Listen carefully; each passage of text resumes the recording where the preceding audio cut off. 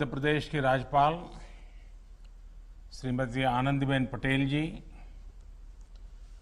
मध्य प्रदेश के मुख्यमंत्री श्रीमान शिवराज सिंह जी, केंद्रीय मंत्रिपरिषद के मेरे सहयोगी आर.के. सिंह जी, थावरचंद गहलोत जी, नरेंद्र सिंह तोमर जी, धर्मेंद्र प्रधान जी, प्रहलाद सिंह पटेल जी, मध्य प्रदेश मंत्रिमंडल के सदस्यगण, सांसद, विधायकगण और रीवा सहित पूरे मध्य प्रदेश के मेरे प्यारे भाइयों और बहनों, नमस्कार।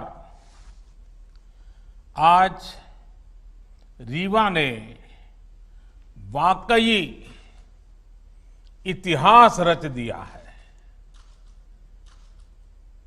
रीवा की पहचान मां नर्मदा के नाम से और सफेद बाग से रही है।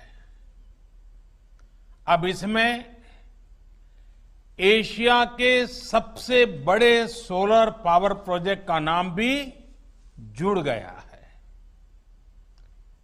इसका आसमान से लिया गया वीडियो जब हम देखते हैं तो लगता है कि खेतों में हजारों सोलर पैनल जैसे फसल बनके लहलहा रही है, या ऐसा भी लगता है कि किसी गहरे समुद्र के ऊपर से गुजर रहे हैं जिसका पानी बहुत नीला है। और इसके लिए मैं रीवा के लोगों को, मध्य प्रदेश के लोगों को बहुत बहुत बधाई देता हूं, शुभकामनाएं देता हूं। रीवा का ये सोलर प्लांट इस पूरे क्षेत्र को इस दशक में ऊर्जा का बहुत बड़ा केंद्र बनाने में मदद करेगा। इस सोलर प्लांट से मध्य प्रदेश के लोगों को, यहां के उद्योगों को तो बिजली मिलेगी ही, दिल्ली में जैसा अभी शिवराज जी बता रहे थे, मेट्रो रेल तक को रीवा से लाभ मिलेगा। अब रीवा वाला शान से कह पाएगा कि दिल्ली की मेट्रो हमारा रीवा चलाता है। इसके अलावा रीवा की ही तरह शाजापुर, नीमच और छतरपुर में भी बड़े सोलर पावर प्लांट पर काम चल रहा है। ओमकारेश्वर डैम पर तो पानी में तैरता हुआ सोलर प्लांट, और मुझे पक्का भरोसा है कि आप जो योजना बना रहे हैं उसको पूरा करके रहोगे। ये तमाम प्रोजेक्ट जब तैयार हो जाएंगे तो मध्य प्रदेश निश्चित रूप से सस्ती और साफ सुथरी बिजली का हब बन जाएगा। इसका सबसे अधिक लाभ मध्य प्रदेश के गरीब, मध्यम वर्ग के परिवारों को होगा, किसानों को होगा, हमारे आदिवासी भाइयों बहनों को होगा। साथियों, हमारी परंपरा में, हमारी संस्कृति में, हमारे रोजमर्रा के जीवन में सूर्य उपासना का एक विशेष स्थान है। हमारे यहां कहा गया है, पुनातु मां तत्सवितुर्वरेण्यम, यानी जो उपासना के योग्य सूर्य देव हैं वो हमें पवित्र करे।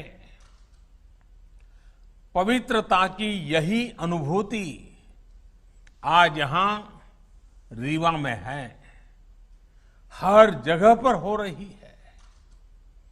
सूर्य देव की इसी ऊर्जा को आज पूरा देश अनुभव कर रहा है।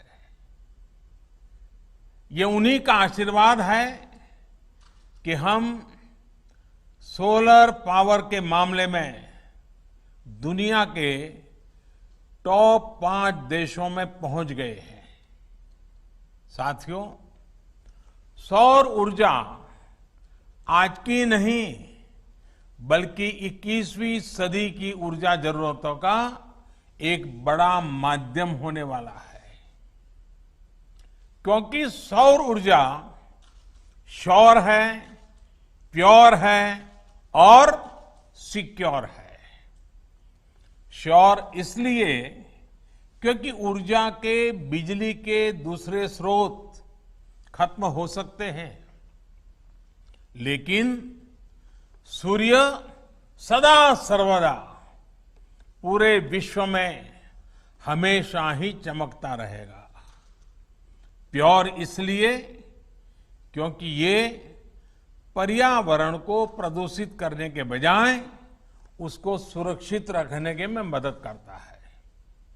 और जैसे श्योर है, प्योर है, सिक्योर इसलिए क्योंकि आत्मनिर्भरता का एक बहुत बड़ा प्रतीक है, बहुत बड़ी प्रेरणा है।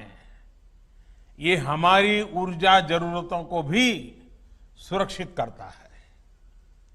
जैसे जैसे भारत विकास के नए शिखर की तरफ बढ़ रहा है, हमारी आशाएं, आकांक्षाएं भी बढ़ रही है और वैसे वैसे हमारी ऊर्जा की, बिजली की जरूरतें भी बढ़ रही है।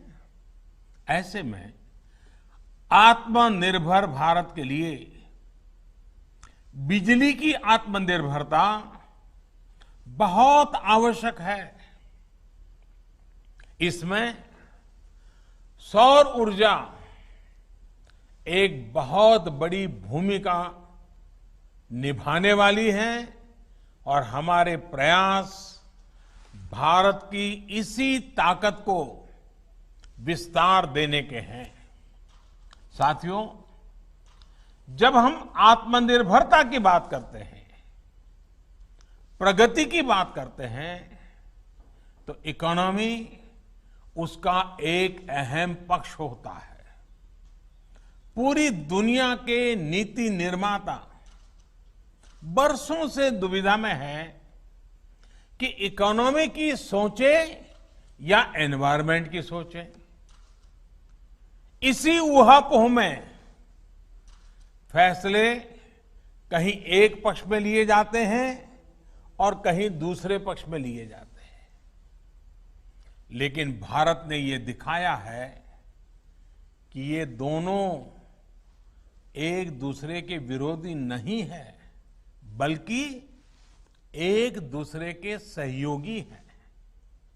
स्वच्छ भारत अभियान हो, हर परिवार को एलपीजी और पीएनजी का साफ सुथरा ईंधन से जोड़ने का अभियान हो, पूरे देश में सीएनजी आधारित वाहन व्यवस्था, इसके लिए बड़ा नेटवर्क बनाने का काम हो, देश में बिजली आधारित परिवहन के लिए नए नए रिसर्च होने वाले हैं, कुछ प्रयास होने वाले हैं। ऐसे अनेक प्रयास देश में सामान्य मानवीय के जीवन को बेहतर और एनवायरमेंट फ्रेंडली बनाने के लिए लगातार किए जा रहे हैं। भारत के लिए इकोनॉमी और एनवायरमेंट दो अलग अलग पक्ष नहीं हैं, बल्कि एक दूसरे के पूरक पक्ष हैं। साथियों, आज आप देखेंगे कि सरकार के जितने भी कार्यक्रम हैं, उनमें पर्यावरण सुरक्षा और ईज ऑफ लिविंग को प्राथमिकता दी जा रही है। हमारे लिए पर्यावरण की सुरक्षा सिर्फ कुछ प्रोजेक्ट्स तक सीमित नहीं है, बल्कि ये वे ऑफ लाइफ है।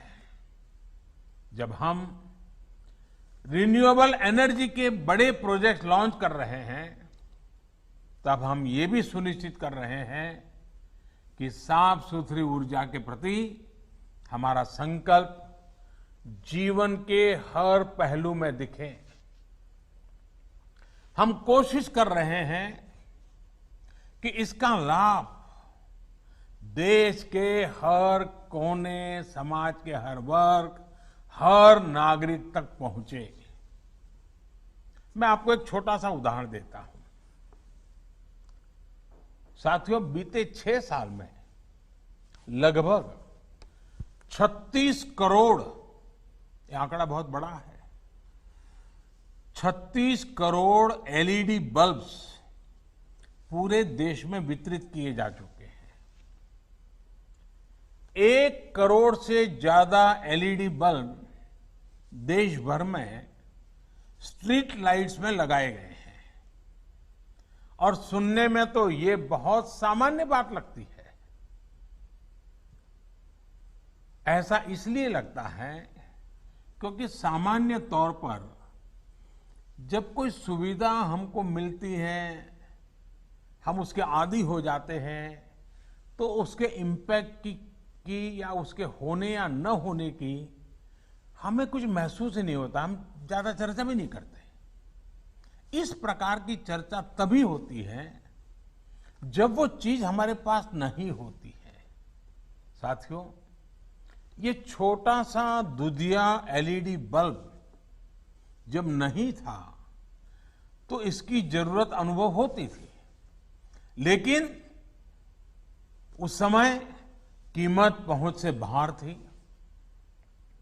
बिकता भी नहीं था, लोग खरीदते भी नहीं थे, बनाने वाले भी आगे नहीं आते थे। तो 6 साल में क्या हुआ? कौन सा बदलाव आया? एलईडी बल्ब की कीमत उस समय जो थी उससे आज 10 गुना घट गई है। यानी अगर उस समय 400 रुपया थी तो आज 40 रुपया हो गई। अगर 300 थी तो 30 रुपया हो गई।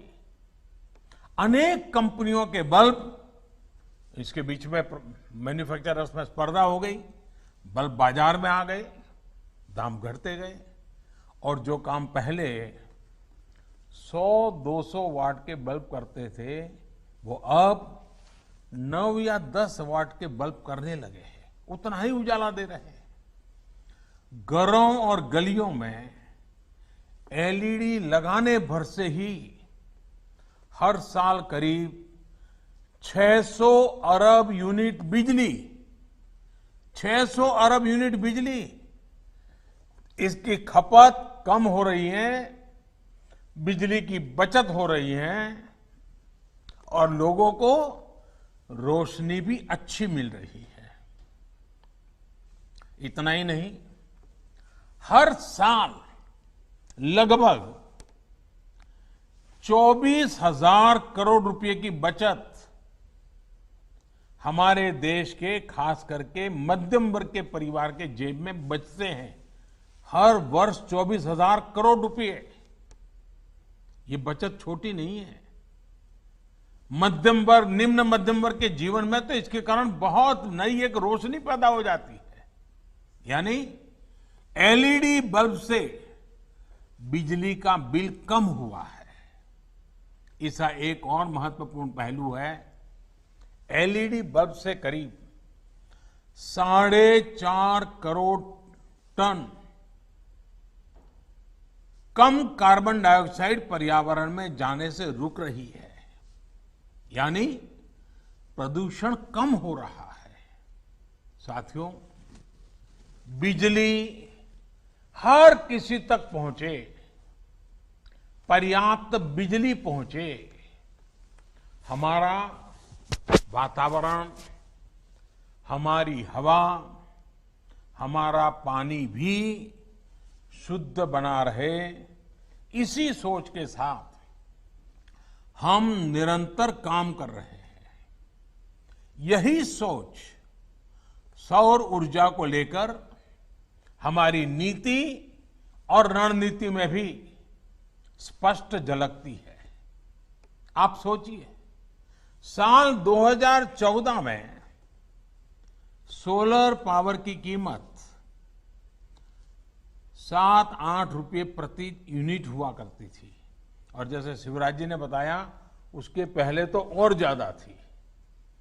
आज यही कीमत 2.25 से 2.5 रुपये तक पहुंच चुकी है। इसका बहुत बड़ा लाभ उद्योगों को मिल रहा है, रोजगार निर्माण में मिल रहा है, देशवासियों को मिल रहा है। देश ही नहीं, पूरी दुनिया में इसकी चर्चा है कि भारत में सोलर पावर इतनी सस्ती कैसे है। जिस तरह से भारत में सोलर पावर पर काम हो रहा है, ये चर्चा लगातार होने वाली है, चर्चा बढ़ने वाली है और लोग भारत से सीखने का प्रयास भी करने वाले हैं। ऐसे ही बड़े कदमों के कारण भारत को क्लीन एनर्जी का सबसे अट्रैक्टिव मार्केट माना जा रहा है। आज जब रिन्यूएबल एनर्जी की तरफ ट्रांजिशन को लेकर दुनिया में चर्चा होती है तो इसमें भारत को मॉडल के रूप में देखा जाता है। साथियों, दुनिया की, समग्र मानवता की भारत से इसी आशा, इसी अपेक्षा को देखते हुए हम पूरे विश्व को जोड़ने में जुटे हुए हैं। इसी सोच का परिणाम आईसा यानी इंटरनेशनल सोलर अलायंस आईसा, इसका हमने निर्माण किया है। वन वर्ल्ड, वन सन, वन ग्रिड के पीछे की यही भावना है। ये सौर ऊर्जा के बेहतर उत्पादन और उपयोग को लेकर एक पूरी दुनिया को इकट्ठा करने का प्रयास है ताकि हमारी धरती के सामने खड़ा बड़ा संकट भी कम हो सके और छोटे से छोटे, गरीब से गरीब देश की बेहतर बिजली की जरूरतें भी पूरी हो सके। साथियों, एक प्रकार से सौर ऊर्जा ने आम ग्राहकों को उत्पादक भी बना दिया है। पूरी तरह से बिजली के बटन पर कंट्रोल सामान्य नागरिक को दे दिया है। बिजली पैदा करने वाले बाकी माध्यमों में सामान्य जन की भागीदारी ना के बराबर रहती है, लेकिन सौर ऊर्जा में तो चाहे घर की छत हो, दफ्तर या कारखाने की छत हो, कहीं पर भी थोड़ा स्पेस हो, इसमें सामान्य जन की अपनी आवश्यकता की बिजली पैदा वो कर सकता है और इसके लिए सरकार व्यापक प्रोत्साहन भी दे रही है, मदद भी कर रही है। बिजली उत्पादन में आत्मनिर्भरता के इस अभियान में अब हमारा किसान, हमारा अन्नदाता भी जुड़ रहा है। अन्नदाता ऊर्जादाता भी बन सकता है। साथियों, हमारा किसान आज इतना सक्षम है, इतना संसाधन संपन्न है कि आज वो एक नहीं, दो तरह के प्लांट से देश की मदद कर रहा है। एक प्लांट तो वो है जिनसे पारंपरिक खेती होती है और जो सदियों से करता आया है और हम सभी को अन्न मिलता है, भोजन मिलता है। किसान हमें भूखा नहीं रहने देता है, उसके लिए वो पसीना बहाता है। लेकिन अब दूसरे तरह के भी प्लांट भी हमारे किसान के लिए अवसर बनाकर के उसके खेत में दस्तक दे रहा है और जिससे खेत की आवश्यकता, घरों की आवश्यकता, वहां तक बिजली पहुंच भी सकती है। जो पहला प्लांट है, जो पारंपरिक खेती है, वो हमारा किसान ऐसी जमीन पर लगाता है जो उपजाऊ होती है। लेकिन ये जो दूसरा सोलर एनर्जी प्लांट है, ये ऐसी जमीन पर भी लगेगा जो जमीन उपजाऊ नहीं है, पानी नहीं है, फसल के लिहाज से वो जमीन अच्छी नहीं है। यानी कि किसान की वो जमीन जहां फसल उगाने में बहुत खर्चा हो जाता है और कोई गारंटी नहीं होती है, अगर बारिश थोड़ी ऊपर नीचे हो जाए तो सब बर्बाद हो जाता है, उस जमीन का उपयोग भी होगा, उससे भी किसान की आमदनी बढ़ सकती है। कुसुम योजना के माध्यम से आज किसानों को अतिरिक्त जमीन पर ऐसे सोलर प्लांट लगाने में मदद करने की योजना काम कर रही है। खेतों में ही जो सोलर बिजली पैदा होगी, इससे हमारे किसान अपनी जरूरतें भी पूरी कर पाएंगे और अतिरिक्त बिजली को बेच भी सकेंगे। मुझे पूरा विश्वास है कि मध्य प्रदेश के किसान साथी भी अतिरिक्त आय के इस साधन को अपनाने और भारत को पावर एक्सपोर्टर, ऊर्जा निर्यातक बनाने के इस व्यापक अभियान को जरूर सफल बनाएंगे। ये विश्वास इसलिए अधिक है क्योंकि मध्य प्रदेश के किसानों ने संकल्प को सिद्धि में बदल करके दिखाया है। आपने जो काम किया है वो हर किसी के लिए प्रेरणा का कारण बना हुआ है। जिस प्रकार आपने गेहूं उत्पादन के मामले रिकॉर्ड बनाया, दूसरों को पीछे छोड़ दिया, वो प्रशंसनीय है। कोरोना के इस मुश्किल समय में किसानों ने जो रिकॉर्ड तोड़ उत्पादन किया, मध्य प्रदेश की सरकार ने रिकॉर्ड तोड़ खरीद की, उसके लिए भी आप प्रशंसा के पात्र हैं। और इसलिए बिजली उत्पादन के मामले में भी मध्य प्रदेश के सामर्थ्य पर मुझे पूरा भरोसा है। उम्मीद है कि एक दिन ये भी खबर आएगी कि कुसुम योजना के तहत मध्य प्रदेश के किसानों ने रिकॉर्ड बिजली उत्पादन की है, बिजली पैदा की है। भाइयों और बहनों, सोलर पावर की ताकत को हम तब तक पूरी तरह से उपयोग नहीं कर पाएंगे जब तक हमारे पास देश में ही बेहतर सोलर पैनल, बेहतर बैटरी, उत्तम क्वालिटी की स्टोरेज, उसकी कैपेसिटी का निर्माण ना हो। अब इसी दिशा में तेजी से काम करना है और हम सब करके रहेंगे। आत्मनिर्भर भारत अभियान के तहत अब देश का लक्ष्य है कि सोलर पैनल सहित तमाम उपकरणों के लिए हम आयात पर अपनी निर्भरता को खत्म करें। लक्ष्य ये है कि अभी जो देश की solar PV module manufacturing capacity है, उसको भी तेजी से बढ़ाया जाए। और इसलिए घरेलू मैन्युफैक्चरिंग को बढ़ावा देने के लिए अनेक जरूरी कदम उठाए जा रहे हैं।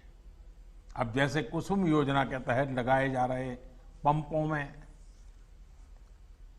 वो सोलार पंप बनाए जा रहे हैं, घरों में लगने वाले रूफटॉप पैनल में भारत में ही बने सोलार फोटोवोल्टेक सेल्स और मॉड्यूल्स,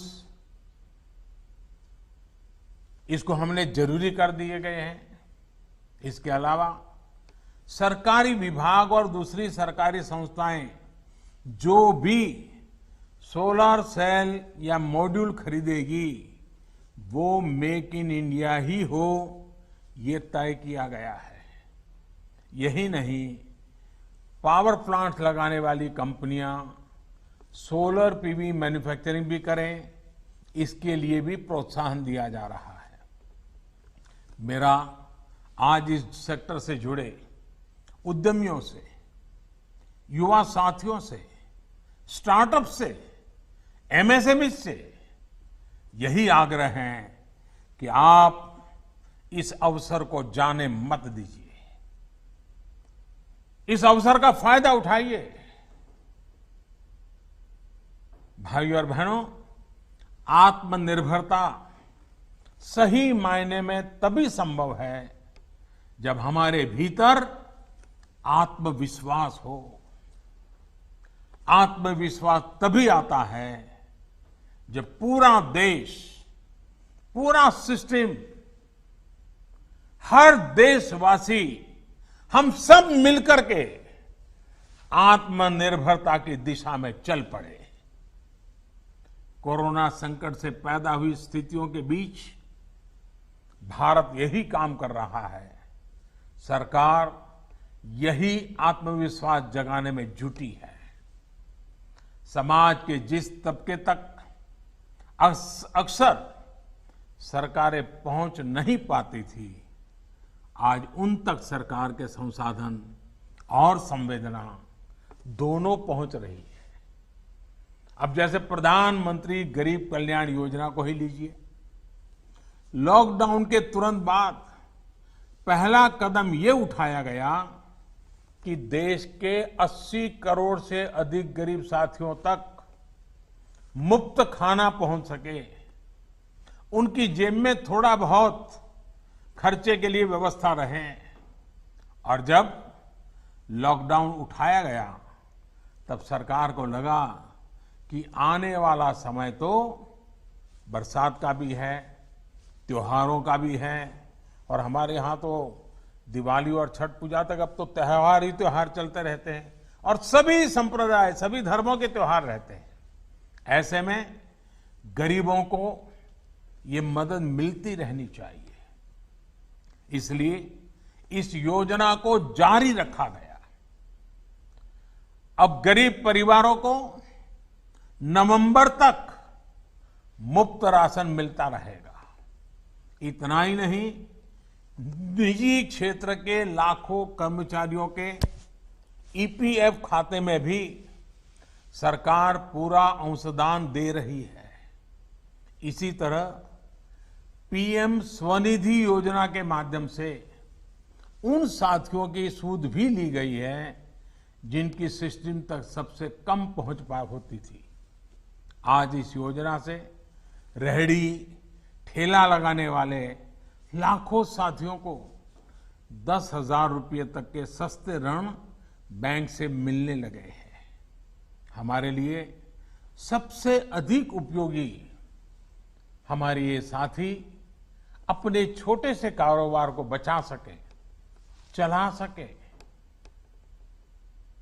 हमारे यहां इन सारी चीजों को कभी प्राथमिकता नहीं रहती थी, लेकिन एक संवेदनशील सरकार होने के कारण, देश की भावी पीढ़ी को समर्पित होने के कारण आज हम लगातार कदम उठा रहे हैं। यानी एक तरफ छोटे, लघु, कुटीर उद्योगों और बड़े उद्योगों के बारे में सोचा गया, तो दूसरी तरफ इन छोटे लेकिन उपयोगी कारोबारियों की भी चिंता की गई। साथियों, सरकार हो या समाज, संवेदना और सतर्कता इस मुश्किल चुनौती से निपटने के लिए हमारे सबसे बड़े प्रेरणा स्रोत है। आज जब आप मध्य प्रदेश को, पूरे देश को आगे बढ़ाने के लिए, रोजी रोटी भी कमाने के लिए घर से बाहर निकल रहे हैं, निकलना पड़ रहा है, तो अपनी एक और जिम्मेदारी भी हमेशा याद रखिए, और वो है, और मैं चाहूंगा कि जो बात मैं बताता हूं ये बाकी लोग भी बार बार बताते रहें, जहां भी है बताते रहें। 2 गज की दूरी, चेहरे पर मास्क, हाथ को 20 सेकंड तक साबुन से धुलना, कहीं पर भी थूकना नहीं, ये सारे नियमों का हमें हमेशा पालन करना है। आप भी बचेंगे, आपका परिवार भी बचेगा और आपके यार दोस्त साथी मित्र सहयोगी हर किसी की जिंदगी बचाने में आप बहुत बड़ी भूमिका अदा करेंगे। और इसलिए इन नए नियमों में, इस अनुशासन में कहीं पर भी कमी मत आने देना। आपका जीवन बहुत मूल्यवान है, न सिर्फ आपके परिवार के लिए, देश के लिए भी मूल्यवान है। और इसलिए इन नियमों का हमें पालन करना ही है। मेरे प्यारे साथियों, एक बार फिर आपको, मध्य प्रदेश को इस सोलर पावर प्लांट के लिए बहुत बहुत मैं बधाई देता हूं और ये कहना चाहूंगा कि प्लांट भले रीवा में लगा हो, बिजली चलो दिल्ली के मेट्रो तक पहुंचती होगी, लेकिन इसके कारण पर्यावरण के पक्ष में जो काम हुआ है उसका प्रभाव पूरी मानव जाति पे होने वाला है, पूरे विश्व पर होने वाला है। और इसलिए आपने एक सुरक्षित विश्व के लिए मजबूत नींव आज रीवा में डाली है। ये काम छोटा मत समझता। फिर एक बार मैं आपसे यही कहूंगा, आप सतर्क रहें, सुरक्षित रहें, स्वस्थ रहें। बहुत बहुत आभार।